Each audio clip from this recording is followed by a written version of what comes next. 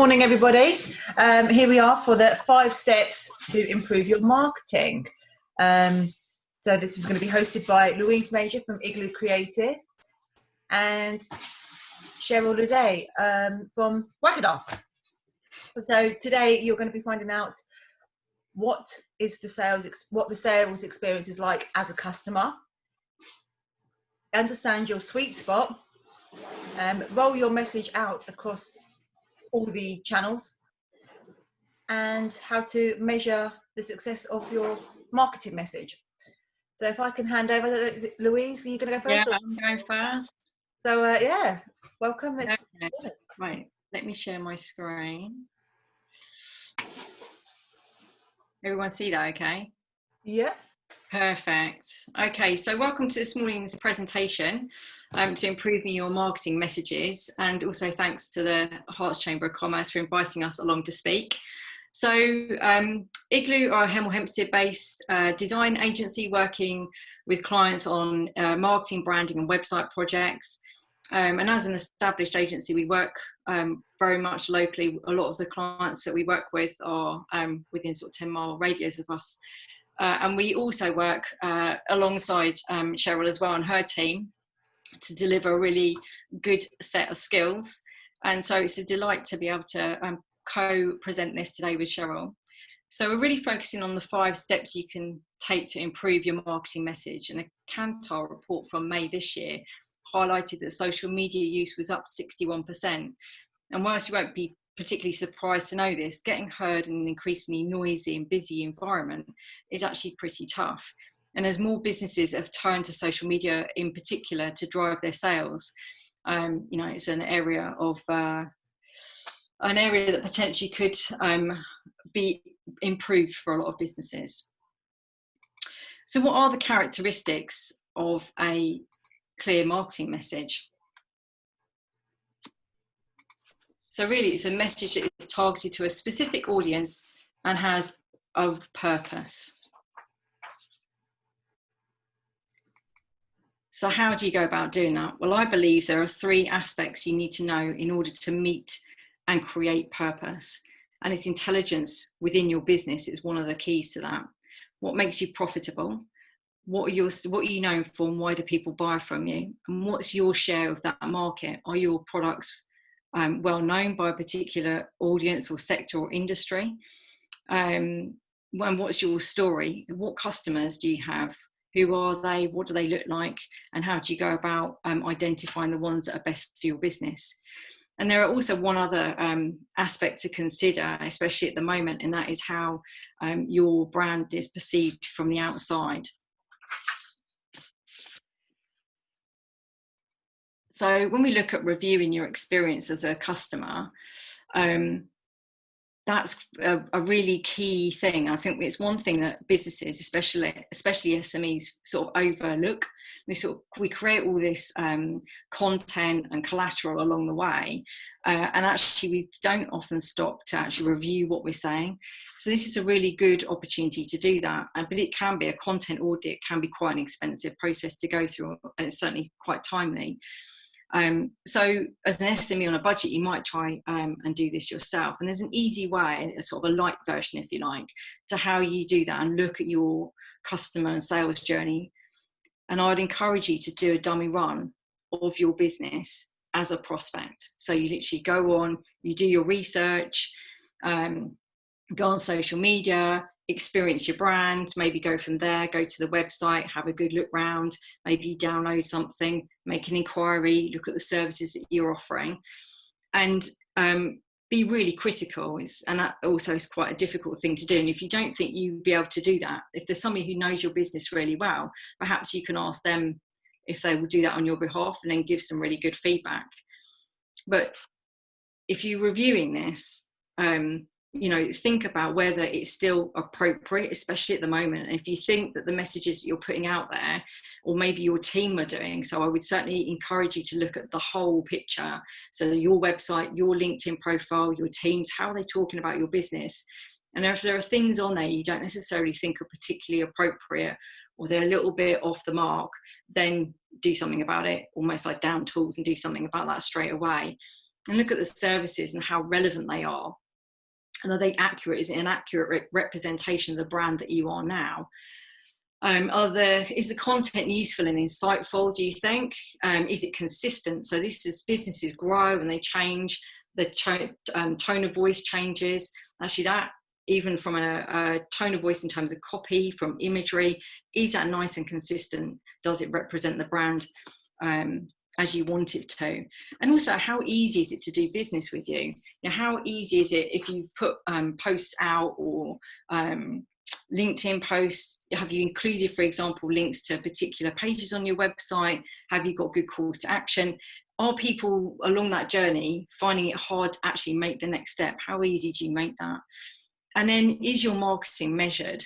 I'm sure that Cheryl will come on to this in a minute, but how much do you measure your the marketing and the value? How much do you measure the amount of time that you put into it, as well as the money? And how are you thinking, wow, I might have done quite a lot of stuff that might be a bit inconsistent and a bit not quite on the money. But if you can produce a checklist of things and actions that you can take to either update copy, remove services, etc., then start doing that now. So the other thing is to finding your sweet spot, and that is taking a really good look at the internals of your business. This is where you're looking at all of your profit, your services, your customer base. Also, who are your competition? Who are they? What do they offer?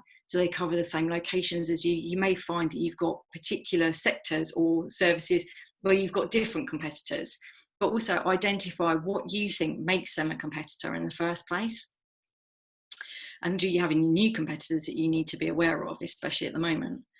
So what customers have you got now, and what's the breakdown of the services that they buy? Who is the most profitable customer? Who's really hard to please and difficult to service and takes up a huge amount of resource? And what common traits do the good customers have? And also, what traits do the bad customers have? Because then once you know what your good customers look like, you can start to model the customers that you want to go after around those. And also, conversely, you can then look at the ones you don't want, and you can identify, when you're almost like a tick list, if you like, of when you've got prospects coming in, you can start to red flag the ones that you don't want to be doing business with. But the other thing to consider is, when you're doing your review, especially, is also look at that as an existing customer. So 80% typically of your existing business will come from 20% of your customers. On the flip side of that, 80% of those prospects will spend most of their time reviewing. They're in the awareness and the consideration part of their user or their experience of looking at suppliers, and only 20% of that is actually spent in the sales part of their process. So it's really important to know the customers that you want, and to start to deliver them the kinds of content and the kinds of services that will deliver on that need.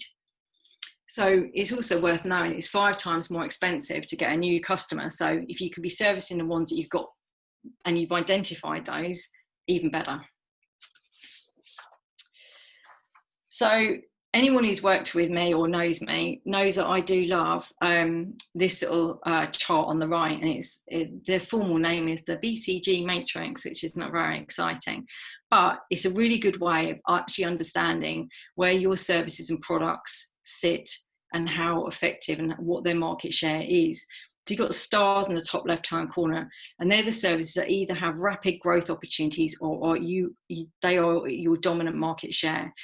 These are the products that you need to consistently focus on and also invest in. So that could be also time and money. These ones are your big earners.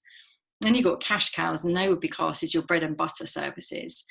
And they're the ones that generate a significant revenue for you, but don't cost as much to maintain or the market potentially is less competitive. They may have been previously stars, but where the products become less innovative and you're known for delivering it, it becomes a cash cow. And they may end up to be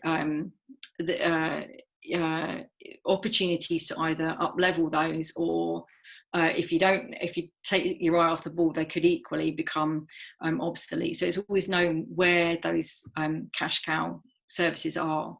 And then you've got dogs, and these are the ones where you've got low market share, low growth, weak products, services, there's low demand, perhaps they're sort of bordering on being obsolete, and they're there because you've always delivered them. Maybe they're one of the first services that you delivered initially. And you're keeping them alive for no good reason. And take a really good look at those, because actually, could you reinvest the time and effort and money and energy elsewhere to make those stars perform better, or potentially your cows to do a bit more? And then you've got question mark, which is a bit of a tricky space, and these might be the high growth markets, but they don't seem to be making you a lot of market share. You don't feel like you're making a lot of headway, and it might be a good idea to go and look at a competitor who you feel is really nailing that, and try and understand why they're doing a better job than you are. You may also decide that you need to invest in those services, or actually maybe you're not prepared to make the investment and you sort of rule them out completely.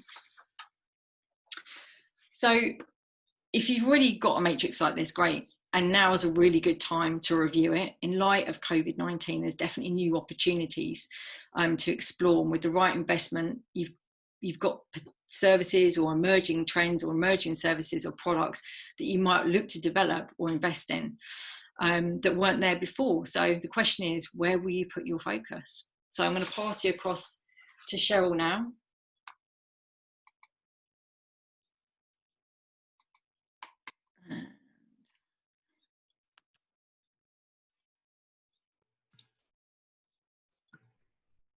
Lovely. Can you all see that?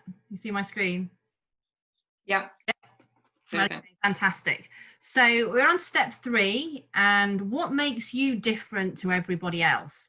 So a buying decision is a bit like a journey for a customer. So we need to engage and maintain their interest as they go through the kind of emotional and logical process of deciding that they actually want to buy from you. So in order to kind of engage and pique people's interests, we need a strong marketing message that the customer can understand at a glance. So what makes you different? Why should they buy for you as opposed to buying from somebody else? So we very much need a consistent message at every stage of the buying journey, and this needs to be tweaked by channel and the stage that person is at that point. So we also need to take into account what the customer is actually feeling at that stage. So at certain points on their journey, their emotions will be leading their decisions, whereas at other points, it's more the logical part of their brain that will kind of be more at the forefront. So this journey should take your potential clients into a trusted relationship. So we all know that familiarity breeds trust. So by seeing your brand in lots of different places, then they become more familiar with your brand and what you stand for. And then that trust will start to develop. And trust is obviously a very key part of the buying process. So if people don't trust you, then they're definitely not going to want to buy from you. So it's a bit like starting a relationship. And like all relationships, it kind of takes a bit of time to develop. So by having a consistent marketing message at every stage of this relationship, you can help your customers to remember you and what you stand for. So we all know, in all the marketing we receive every single day, it's very at the moment. So clarity in our message is really, really key. So to be memorable, you very much need to differentiate yourself and then put your message into a digestible format that allows people to see at a glance what it is that makes you different to other people. So when you're planning out your marketing messages, you need to think about simplicity and clarity. So start with a single sentence that describes what you stand for and what you do, what you're offering. And you can include that in your website, in social media. You can use that while you're networking. You can pass it onto your teams so that when they're talking to customers or potential customers, that they have that message right on the tips of their tongue, so they know exactly what they need to be saying at the right time. So a simple message will also allow your customers to pass this message on for you. So it's something like, they might say, oh, I love this company because they did this.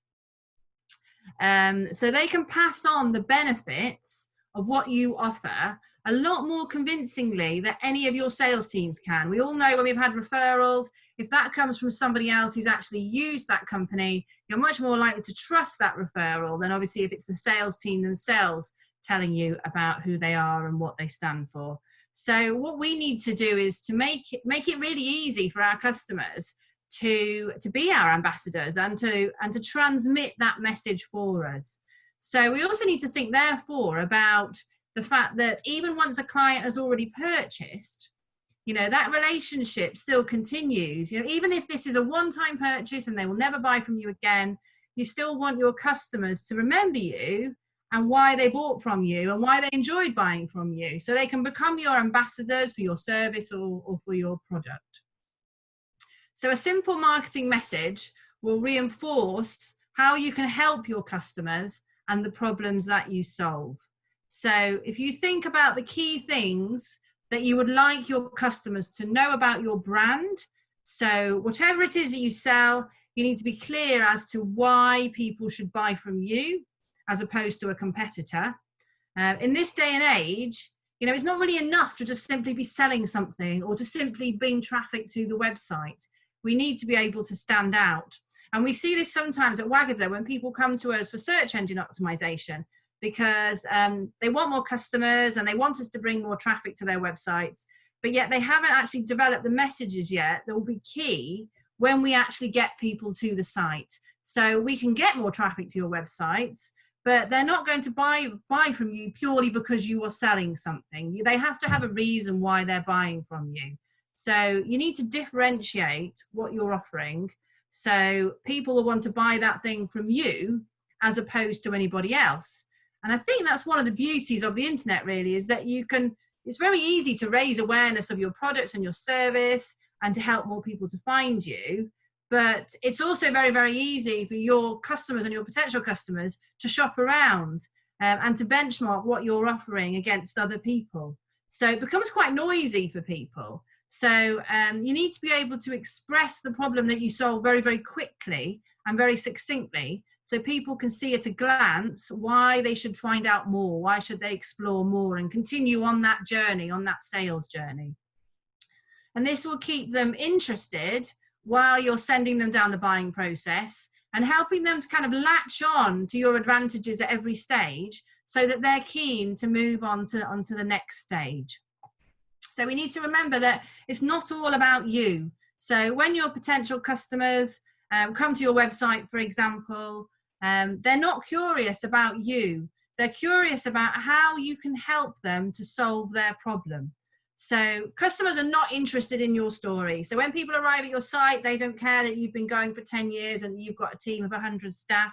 What they're interested in is being invited into a story which has them as the hero and using your product in order to enhance their own lives. So our messages kind of need to take the customers on a journey that allow them to solve their problems. So we need to think very carefully about how we're driving value to our customers. So what do you offer, and how do you go about changing people's lives? So your messaging could be made up of 3 or 4 things that you do which drive values for the customer. So, for example, what are the problems that you're solving for customers as a starting point? And, you can help them to paint a picture for what their life could look like if they were to buy your product, what the consequences would be, what would your customers avoid? What problems would they avoid if they buy from you? And also finally, kind of how do they buy? What's the call to action? What's the thing that you actually want them to do? So the message needs to be quite short and easy to understand and easy to articulate. So to give you an example, if you're thinking, if you were a dentist, for example, you could think about the problem you're solving for customers is that you're improving someone's smile. If you think about painting a picture, you could talk about how they could be proud of their smile. And then the call to action could be, you know, schedule an appointment, give us a call today, something along those lines. So your message needs to be, you know, easy to memorize and repeat, and you need to reinforce it. Well, and while it needs to be consistent, you also need to customize it, customize the message across all your marketing channels.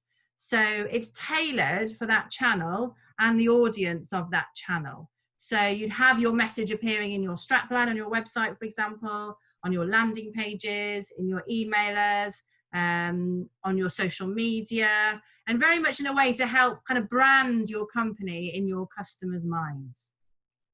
So we need to be quite brave, and we need to be unique when we think about our messaging, because if we're not unique, we're not actually going to be very memorable. So we need to not follow the herd. And I think one of the things that we've noticed during the coronavirus pandemic is lots of companies have been putting out quite sort of sentimental messages, which is, you know, at the beginning, I think that was lovely. I think we all appreciated the big warm hug that was giving us.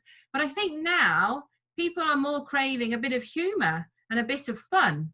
So I don't know whether you've seen the new Budweiser advert, but it's a bit of a parody on the old one. You know, when the two blokes were calling each other and they were like, "What's up? What's up?" They've made a new one with people doing that, but on a Zoom call. It's really quite funny. If you haven't seen it, it's really worth having a bit of Google and seeing if you can find that one. I won't try and do the "what's up" because I'm not very good at accents, but it's worth having a look at. So we're on to step 4. So this is about rolling out your message across all of your channels. So once you've identified your overarching message, you need to have a think about refining it to match the different demographics that you find on different channels. So it's absolutely key at this point that we don't adopt a one-size-fits-all approach. You know, every channel has its own demographic, and we need to tailor these messages accordingly. So some of our B2B clients at Wagada have been getting really great success through targeting their customers on Facebook through the kind of paid ads. And people always seem quite shocked when I suggest that we've been using Facebook for B2B, as traditionally you'd only really use Facebook for B2C, for sort of approaching customers directly. However, what we've been finding is that if you're trying to capture people when they're relaxed and when they're outside work, it can actually be really, really effective. But what we need to remember is that the messaging that we would use in this instant would be quite different to when we're targeting them on LinkedIn. So while this is the same person and the same demographic potentially, they're in a different frame of mind at this point. So if they're on Facebook, they're potentially at home, they're more relaxed, they might be thinking about what they want to have for their dinner. So the sort of message that you put out there, it needs to be quite different. So we need to adapt the message to the demographic on the platform, but we also need to think about how are they feeling at that moment in order to engage them. So I had a quick look at Not on the High Street and what they were doing, and their kind of strapline is the home of thoughtful gifts, which I thought was quite lovely because it is very much about gifts. I think a lot of the things on there you might like to buy for yourself, but actually it's a bit of a luxury. So probably most of them are bought for other people. A lot of them are kind of personalized, which is where the whole thoughtful side comes in. And they've gone with these messages on their homepage at the moment, which is emphasizing the fact that they're very much open. So obviously there's lots of companies not open at the moment. You know, if you need to buy a gift, you want to make sure it can be delivered. They're saying that they're ready, so they're ready to deliver. You know, it gives you the impression that if you order something, it will definitely get through. And obviously if you're buying presents, that's really important. And then the other message that they're pushing quite strongly is about supporting small. You know, I think at the moment we're all moving away from thinking of big nationwide brands. Our world has got quite small at the moment. You know, I think our community has become quite important. So they're very much playing on the way we're all feeling at the moment by emphasizing the fact that they support small businesses. And we all know it's small businesses that are suffering the most during this crisis. So I had a quick look at what messaging they're putting out on Instagram. And it's the same, a home of thoughtful gifts, but then they talk about urging everyone to support the UK small businesses. So they're going along with that same messaging again.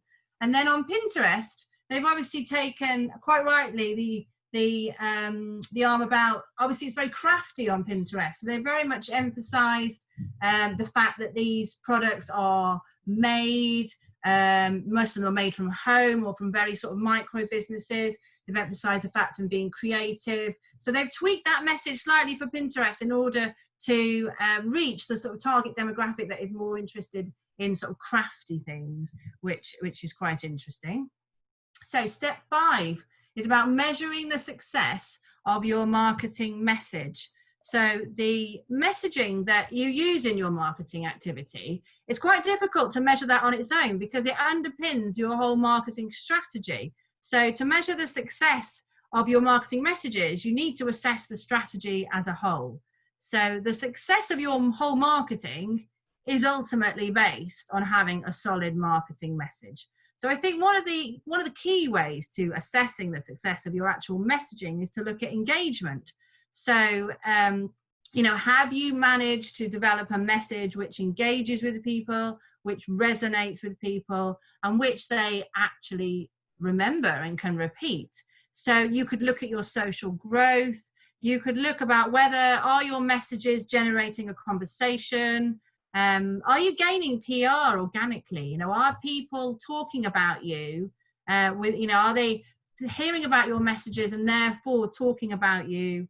And are your customers showing an interest in this message? So I think that's quite key. When your customers are phoning you up, do they already have an understanding of your message? Are they kind of reflecting that back to you to show that they understand it? And also, what sort of questions are they asking you? Because that can be quite revealing. If you feel that you've made something very clear about the way you operate, and but they're asking you questions that seem to imply they don't understand, then that's a clear signal that maybe your message hasn't quite got through. Meeting people face to face is a good way to test out your messaging. If you meet a company who's heard of you, do they understand your message? Have they already heard of your message if they've heard of your company? I mean, that's a great way in a networking environment to get that out and to chat to people about that sort of thing. Your staff are a great gauge for working out how clear your message is, because you can see quite easily if they're engaging with that message, if they're using it, if they're replicating it, are they repurposing it? And are they communicating it effectively when they're talking to clients and potential clients? Are they actually communicating that message? And if they're not, if they're struggling, then obviously your customers are going to having a lot more trouble than they are. And the other interesting one is to look at your new clients. So when people come on board, people buy things from you, is it clear that they've actually understood your message and what you offer? Or is there some confusion? Because if your new clients have bought from you yet they don't understand exactly what it is you're offering, then it may be the message hasn't quite got through. So ultimately, to assess the success of your message is we need to work out if it's actually having the desired effect. So are you getting the responses that you expected? So are you getting leads and sales? And where you're getting leads, are these leads actually converting? And if it's not, then why not?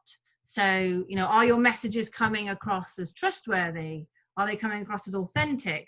Or are people seeing you as being too salesy or too corporate, too casual? Or are they just not resonating with people in the way that you'd like them to be? So have a little think about your business personality and what drives it and who you actually want to be as a business. And I think one important point to mention is about the idea of being professional. I think lots of businesses feel that they have to give over this idea of being professional, and actually in the way of doing that, they've taken away some of their personality. And actually, I think you can be professional, but you can still show, the fun and the quirky side of your business personality. So, we need to make sure that we're not coming across as bland. You don't want to be the margarita pizza. You want to be the ham and pineapple, or even better, the anchovy pizza, so that people remember you and they remember what you stand for and they come back to you. And this is quite an interesting quote from the one of the co-founders of Airbnb. He said, "Build something 100 people love, not something 1 million people kind of like," which I think is a lovely thing to keep in the back of our minds, because if we can build something that people love, then they're more likely to share that story with other people, and we're more likely to have engaged them. So the ultimate goal with our marketing messages is to generate growth and engagement, and the way to do that is through developing messages that are specifically for your target audience and then communicating them effectively. So if you simplify your message and then repeat it over and over so your customers can remember it, and then also so they can work out how you fit into their lives. So that's it. Has anybody got any questions? Anyone? Are we putting them on the chat? Yeah, well, there's nothing come through on the chat at the moment. There must be someone with a question. Well, I mean, it's very good. I mean, I just want to say, I haven't seen the Budweiser advert yet, so I'm going to have to check that out. But I think you are right. You know, people are changing their way of thinking now. You know, Yeah. it is that mentality of, right, you know, back to business. And no, so you know, there's definitely what we're seeing anyway. Yes, yeah, no, we've definitely seen that as well. Actually, that companies have realised that it's time to get started again now, and time to yeah, and it's about the rebuild. You know, so you know, the Budweiser ad is definitely a good example of that. It's a really nice change of tack for them, and I think there's also there's a nice kind of nostalgia which makes people feel warm and fuzzy at this time, which is important. So it's a nice mix of humour and nostalgia. So I think it's a really good example. But thank you, ladies. There's lots of great advice there. Thank you. And I thought actually Cheryl picking up on the Not on the High Street was an interesting one, because the founder of Not on the High Street, in terms of the personalisation of message, she's then spent a lot of time on Instagram actually running sessions every day pretty much, aimed at small business or small crafters on how to improve their business themselves. Oh wow. So as well as, you know, going out and saying to the B2C market, this is how we're doing it, but actually she's been really supportive to the actual makers themselves. Wow, that's brilliant. Thank you, ladies. There's a couple of messages on the chat from people saying Joanna says she's going to review her messaging, and Kim Masters too. So thank you. You've obviously had the desired effect and made people think, which is great. Yeah, so I hope everyone found that really useful, and I think there was a lot of detail in there, which we're going to share both your slide sets afterwards with everyone who attended. So thanks a lot. Yeah, great. Are there any particular questions that you would suggest asking to a prospect? There are a couple that I would routinely use, which is, one would be about what your challenges are, and one would be about what your passions are. And those kind of present opportunities for people to talk about their business or their own lives in ways which maybe we can pick up on and help establish rapport. But are there any others that you particularly use to establish engagement? I think it's good to ask existing clients what they want as well. I think there's some stats that suggest that people feel that it's a negative to go and ask the existing customers that they should know everything that they want. But I think, especially at the moment, that's not necessarily the case. And as things shift and the markets move, those kind of needs are changing on an hourly or daily basis. So I think to ask customers what they want is not a bad thing. Louise, that's interesting, because one thing what we've actually putting out today is a questionnaire to all our customers, because we provide technology to the construction sector. So with the current lockdown and obviously the contractors going back out working on projects, a whole thing about social distancing, some of their back office working from home. So we're up against some of the bigger competitors in terms of technology. So we've crafted a questionnaire to all our existing customers, asking them some key questions about some of their business processes, to understand what technology, or if they're not using technology, how they're doing things. So it will be good to see what they come back and inform us, because that will then make our decisions on what areas we need to concentrate, rather than thinking, well, everyone wants us to go down that route. We can actually prioritise our development roadmap in accordance to our existing customer needs. Yeah, I think that's brilliant. That's kind of what comes back to what Louise was saying about putting yourselves in the shoes of your customers. Yeah. So, you know, helping you feel how your customers feel, so then you can meet their needs. So I think you're absolutely right, Carol. I think that's a brilliant idea. I think Jem's hand up.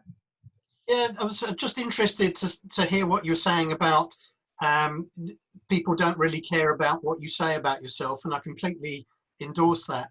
I'm often encouraging clients to create case studies, but I'm interested in your view on the balance between what you say about yourselves and I take issue slightly about people don't really care about how long you've been established. I think there are certain kind of hygiene factors, certain reassurance levels that people need to know about before we get into the deeper stuff.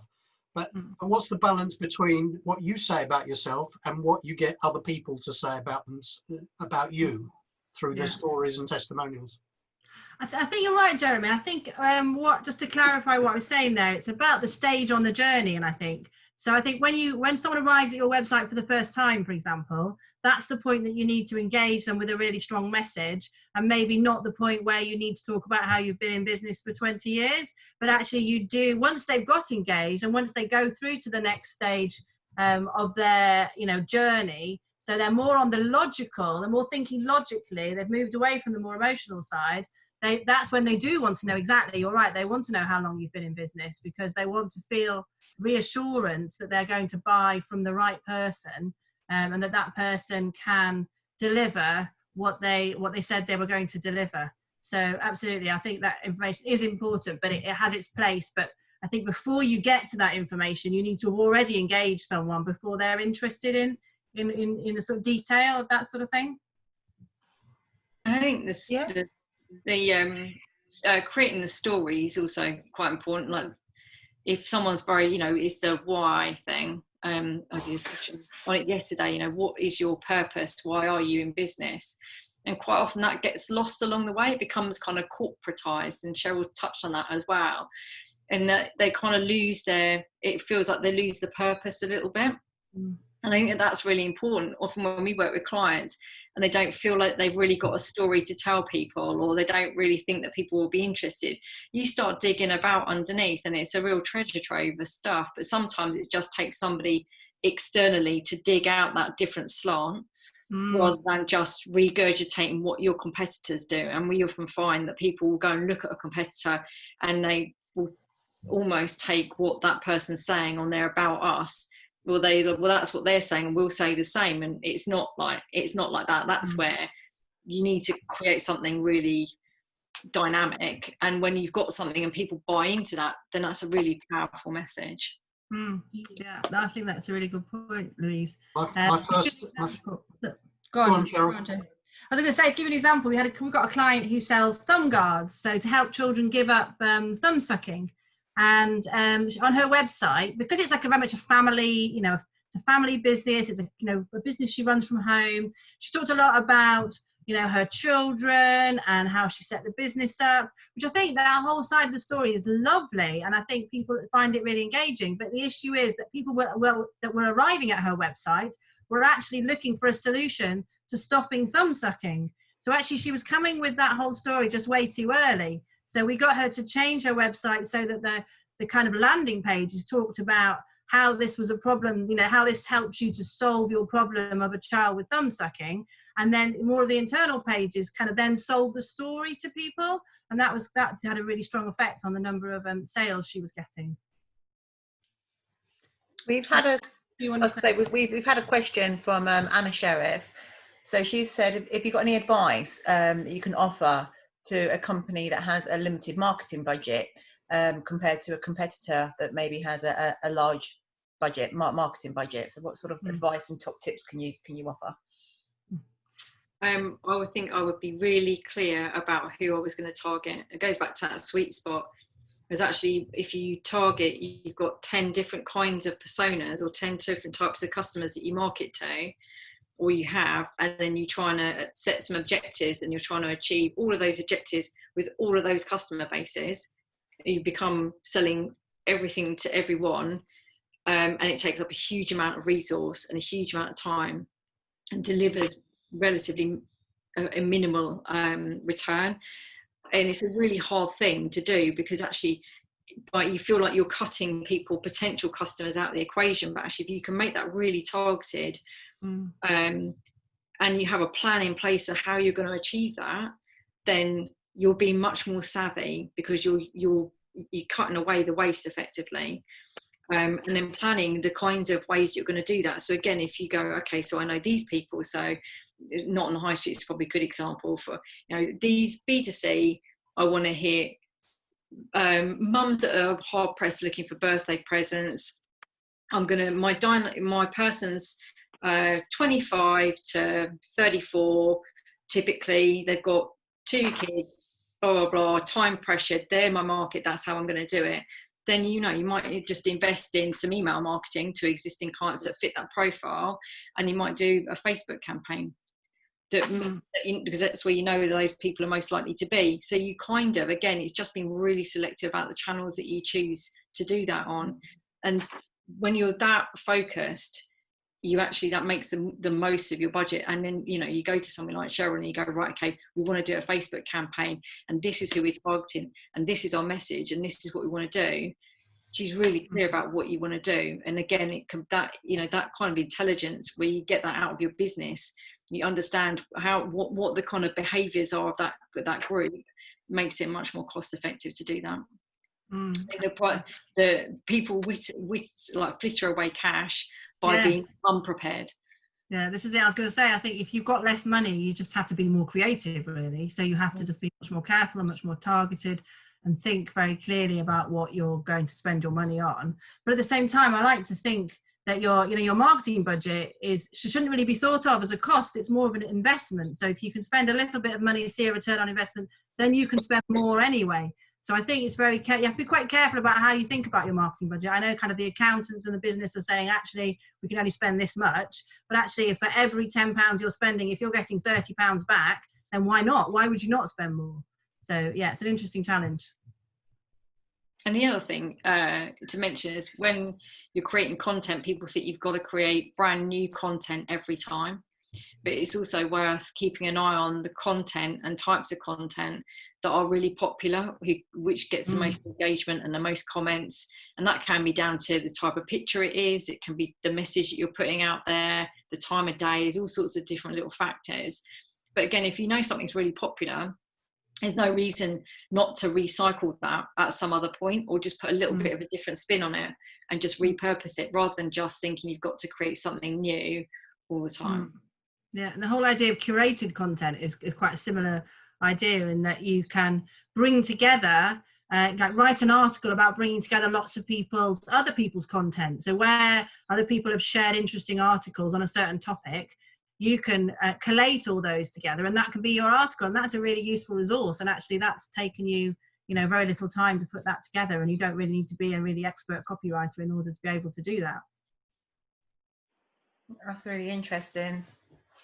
No, thank you for that. I don't know if anybody else has anything they wish to ask Cheryl or Louise. I think this Jem's got his hand up, I think. Have you got your hand up, Jem? Well, I did have from previously, but actually another thought occurs, just one more question, and that's about becoming a specialist, and it particularly bounces off the question about how to maximise a relatively small budget.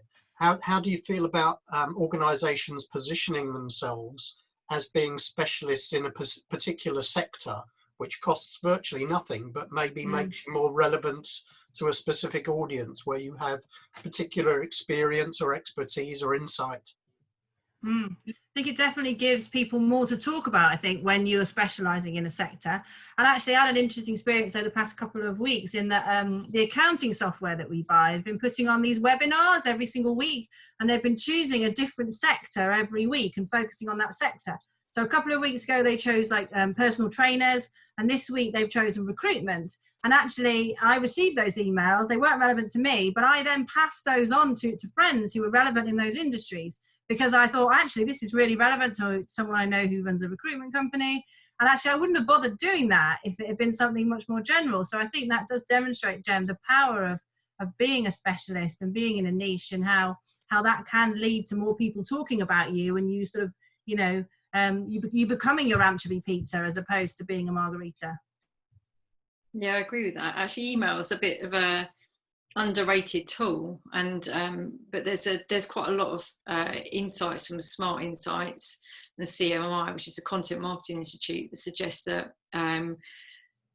colleagues and friends take the recommendations of their friends really seriously, and email is one of the ways that they go about doing that. So that is exactly what Cheryl said. I think it's something like 80% who forward emails on based on them thinking it will be good, or recommending it on to a friend, which obviously is harder to track.